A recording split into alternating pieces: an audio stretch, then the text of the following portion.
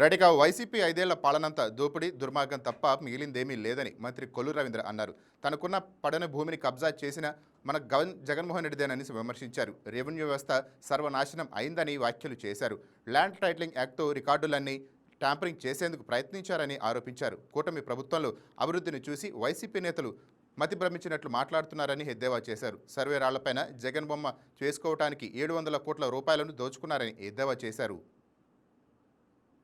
Party నాయకులు మతి భ్రమించి విచ్చలవిడిగా మాట్లాడుతూ ఉన్నారు. ఖచ్చితంగా మూల్యం చెల్లించుకుంటారు. సిగ్గు లేకుండా గత 5 సంవత్సరాలు జగన్మోహన్ రెడ్డి ప్రభుత్వంలో ఈ రాష్ట్రంలో అరాచకాలు సృష్టించి ఇవాళ రెవెన్యూ వ్యవస్థను మొత్తం కూడా సర్వనాశనం చేసి రెవెన్యూ రికార్డ్స్ని తగలబెట్టేసి ఎలుకలు కొట్టేసి అని చెప్పి మాట్లాడినటువంటి పరిస్థితులు జగన్మోహన్ రెడ్డి ప్రభుత్వంలో చూసాం. మరి అటువంటి వ్యక్తి ఈరోజు తెలుగుదేశం పార్టీ చంద్రబాబు నాయుడు గురించి మాట్లాడతారు, నారా లోకేష్ గారి గురించి మాట్లాడతారు, లేదంటే పవన్ కళ్యాణ్ గారి గురించి మాట్లాడతారు, మంత్రుల గురించి మాట్లాడతారు.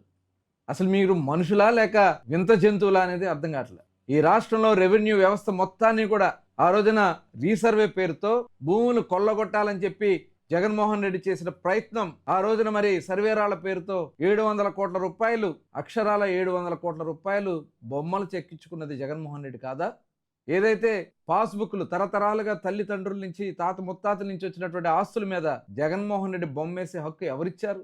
భూ హక్కు చట్టం తీసుకొచ్చి అసలు భూమినే కొట్టేయాలని ప్రయత్నం చేసినటువంటి వ్యక్తి జగన్మోహన్ రెడ్డి కాదా? ఇవాళ ఇవన్నీ కూడా ప్రక్షాళన చేసి ఈ రాష్ట్రంలో మరి గతంలో చంద్రబాబు నాయుడు గారు కూడా రెవెన్యూ శాఖ మంత్రిగా పనిచేశారు. ఆనాటి నుంచి ఈనాటి వరకు ఎప్పుడు వచ్చినా ఎక్కడా కూడా రెవెన్యూ సమస్యల మీద నిరంతరం ప్రజలకి ఆస్తులను కాపాడినటువంటి ఘనత తెలుగుదేశం పార్టీ.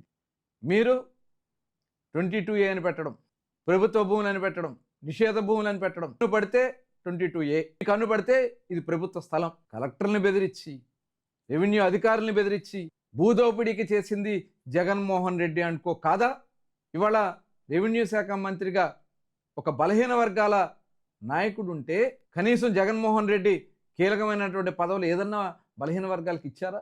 ఇవాళ అత్యంత కీలకమైనటువంటి రెవెన్యూ శాఖని అనగాని సత్యప్రసాద్ గారికి ఇచ్చారని చెప్పి ఈరోజు పేర్ని నాని మాట్లాడుతూ ఉన్నాడు. అసలు నీకు ఏ అర్హత ఉంది? 3 సార్లు ఎమ్మెల్యేగా రేపల్లె నియోజకవర్గం నుంచి కంటిన్యూగా గెలుస్తున్నటువంటి వ్యక్తి, ఇవాళ తెలుగుదేశం పార్టీకి అంకిత భావంతో పనిచేస్తున్నటువంటి వ్యక్తి అనగాని సత్యప్రసాద్ గారి గురించి నువ్వు అవాకులు చెవాకులు మాట్లాడుతూ, అంటే వ్యక్తుల మనోభావాన్ని దెబ్బతీసే విధంగా, బీసీ వర్గాల మనోభావాన్ని అమ్ముడైపోతారనే సంకేతాన్ని పంపించడానికి జగన్మోహన్ రెడ్డి చేస్తున్నటువంటి ప్రయత్నం.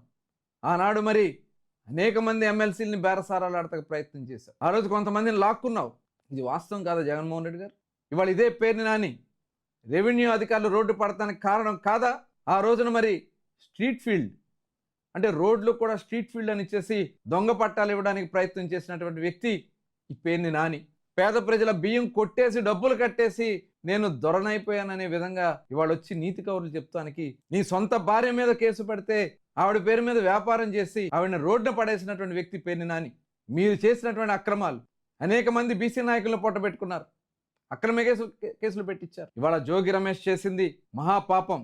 ప్రజలు కోరుకున్నటువంటి ప్రభుత్వాన్ని ఇబ్బంది పెట్టాలని ప్రయత్నం చేశాడు, లిక్కర్ స్కామ్ చేశాడు. అరెస్ట్ అయ్యి నిన్న బెయిల్ మీద విడుదలవుతూ నానాయాగి చేస్తా ఉన్నాడు సిగ్గు లేకుండా. చేసిందేమో తప్పుడు పని, చేసిందేమో దొంగ సారా వ్యాపారం, పోలీసులను బెదిరిస్తూ అంటే అరాచకాలు సృష్టించాలని ప్రయత్నం. Please subscribe to YK TV Network. Please subscribe to YK TV. Please watch YK News. Don't forget to subscribe YK News channel.